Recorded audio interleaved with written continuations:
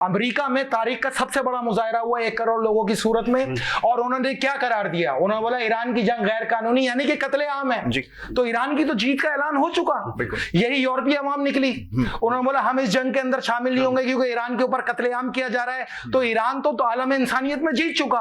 अमरीकी सदर और उसके 4 यहूदी मुशीर अपने अमेरिका के अंदर हार गए। इस वक्त अगर आप देखें तो अमेरिका यहूदियों ने टेक ओवर किया हुआ है।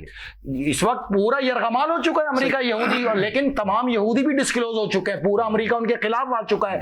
तो ये सहूनियत सिर्फ इसराइल में सुपुर्द खाक नहीं होगी, यूरोप में भी होगी और अमेरिका में होगी। और इस्लाम के फतह का परचम का इससे बड़ी जीत ही नहीं है कि अमेरिकी अवाम अपने सदर को कातिल कह रही है, पागल करार दे रही है, अहमक करार दे रही है, और साथ में यह ऐलान कर रही है कि इसने ईरान के ऊपर नाजायज कत्लेआम खोला है। कत्लेआम के अंदर ईरान मजलूम हो गया, अमेरिका खुद जालिम हो गया।